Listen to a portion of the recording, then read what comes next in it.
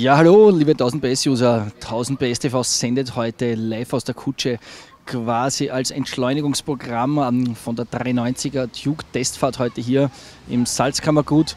Sind wir jetzt hier mit 2 PS unterwegs, hinauf auf den Mönchsberg zum gediegenen Abendessen. Tja, man muss kein Hellseher sein, um zu erahnen, wie die Testfahrt hier heute abgelaufen ist. Rund 140 Kilo, 44 PS, da ist klar, da ist Spaß angesagt. KTM fährt so, wie man sich denkt, hyperagil, super handlich in die Kurven rein, super handlich aus den Kurven raus. Was mich dann doch überrascht hat, war, dass dieses kleine, man könnte meinen, radikale Gerät auch sehr, sehr einfach zu fahren ist. Also das wird das erste Fahrschulmoped sein, das dann auch den Gasgriffhenker mit 20 Jahren Erfahrung gefallen wird. Also von der Seite mal sehr universell einsetzbar.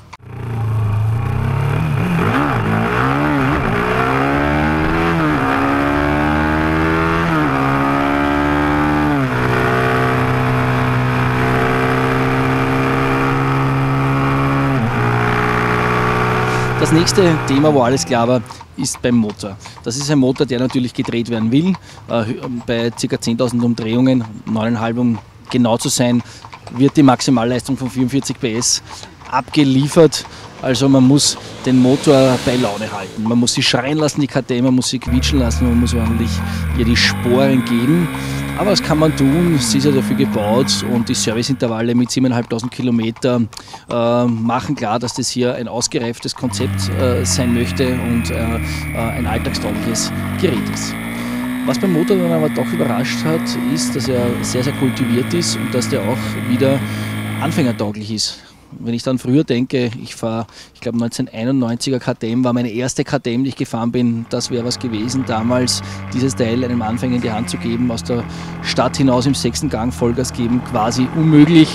Da ist sie beim 50er noch abgestorben, das ist jetzt eine ganz andere Liga. Der Motor spricht sanft an, super easy zu fahren, geschmeidig zu fahren.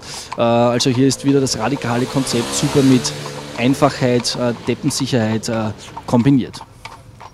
Beim Design fügt sich diese 390er Duke wirklich nahtlos in die Duke-Familie ein. 125er, 300er, 390er, 690er, das ist eine Familie. Doch im Gespräch heute mit den KTM-Technikern wurde klar, dass da sehr, sehr viel Neues gemacht werden musste für die 390er Duke. Der Motor zum Beispiel, der ist komplett neu. Angeblich sind nur die Schlepphebel oben im Zylinderkopf gleich, ansonsten keine Schraube, konnte von einem größeren oder kleineren Aggregat übernommen werden. Im Vergleich zur 125er, 200er Duke ist der Motor nicht nur größer, sondern auch hochwertiger. Die wesentlichen Elemente, zum Beispiel der Kolben, ist hier geschmiert und nicht gegossen. Der Zylinder ist Nickel beschichtet.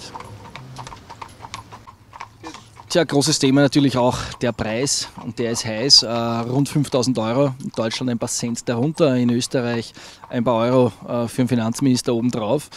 Um die 5.000 Euro kostet dieses Motorrad und da kriegt man wirklich einiges dafür geboten. Wir haben vom Motor gehört, wir haben von den Fahrleistungen gehört. Grandios für mich aber auch, wie soll ich sagen, das Gesamtfinish, die Schwinge zum Beispiel. Da habe ich schon Motorräder aus Japan gesehen, die einiges mehr kosten und deutlich ranziger aussehen. Diese Schwinge sieht aus wie von einem richtig großen Naked Bike.